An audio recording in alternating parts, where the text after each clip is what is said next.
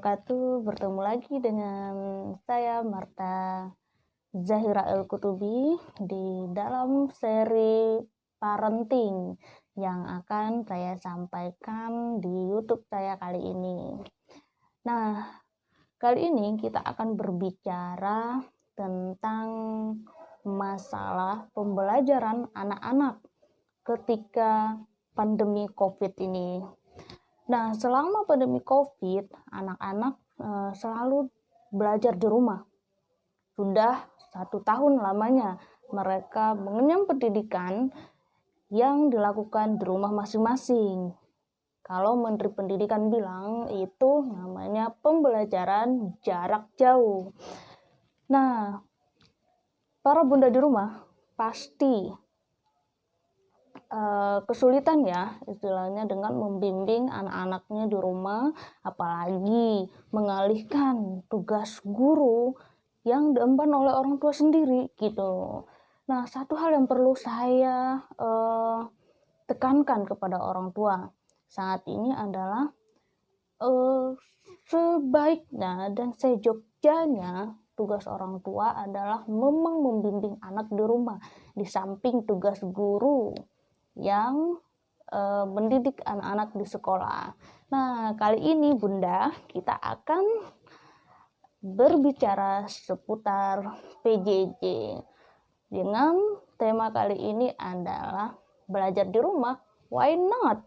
Semua orang bisa belajar di rumah. Ayo, dalam video kali ini saya akan berbagi pengalaman selama mendidik adik saya di rumah.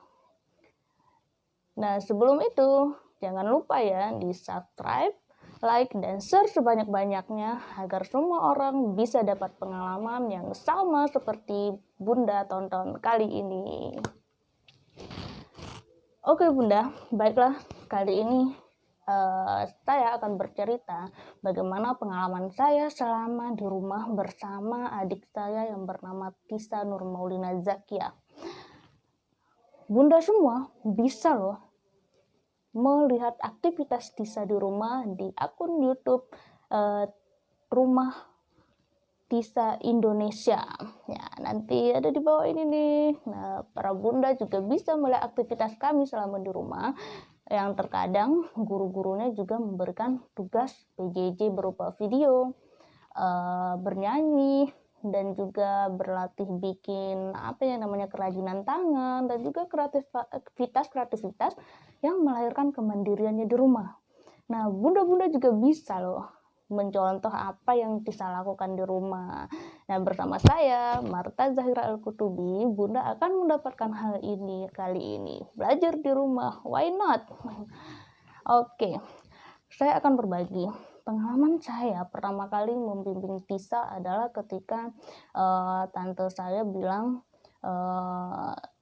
kita belajar di rumah dan akan menambah pekerjaannya gitu ya. Berhubung saya memang tinggal bersama tante di sini, jadi saya pengen banget ya nyalurin hobi ngajar gitu, mendidik anak-anak. Yang sebelumnya saya memang sudah pernah mendidik anak-anak di sekolah Quran waktu itu, Taman Pendidikan Quran yang saya dirikan sendiri tahun 2019 lalu.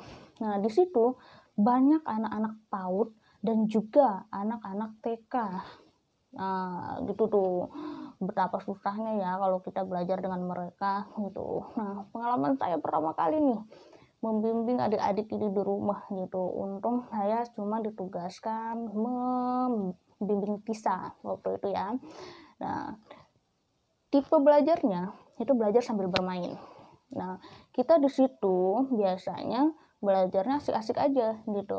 Kadang-kadang kita sambil ngidupin musik gitu kan. Kadang-kadang kita sambil cerita-cerita yang lain, juga cerita-cerita tentang teman-temannya Tisa gitu. Dan juga kadang-kadang saya sendiri memancing Tisa untuk bercerita apa yang ingin saya ceritakan, apa saja. Jadi kalau di rumah itu belajarnya tidak selalu monoton gitu kan.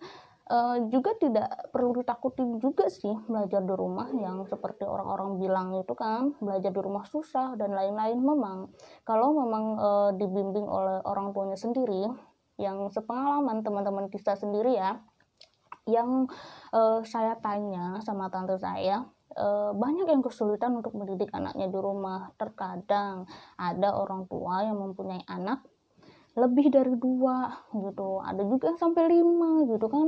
Nah, itu juga akan menyusahkan orang tua di rumah.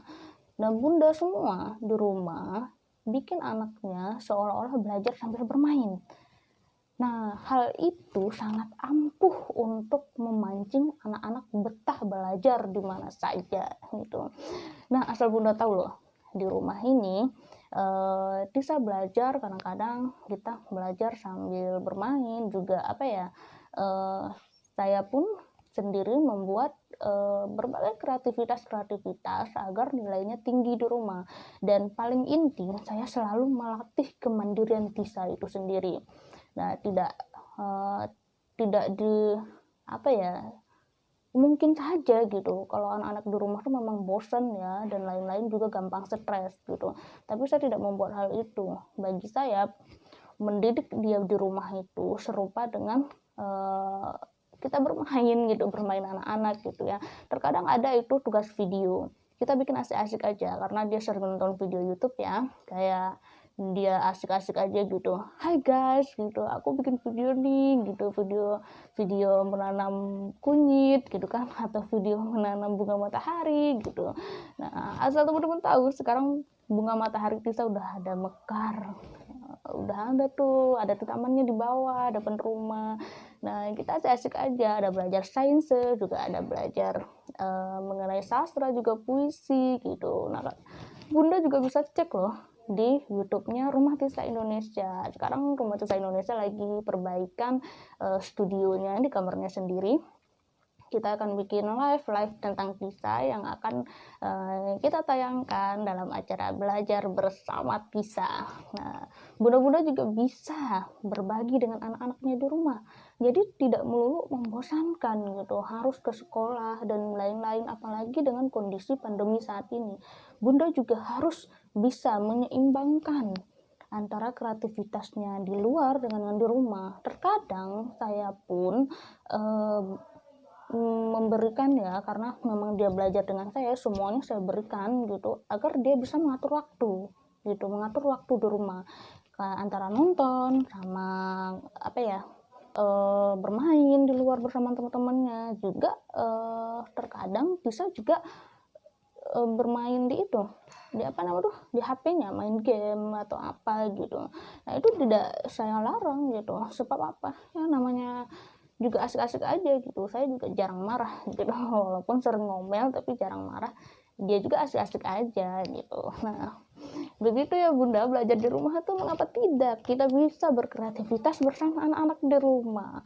Nah, bagi bunda di rumah yang susah untuk mengajarkan anak-anaknya, bisa nih pakai tips saya belajar sambil bermain. Nanti ada channelnya lagi loh, ada videonya lagi tentang ini. Sampai jumpa. Assalamualaikum warahmatullahi wabarakatuh.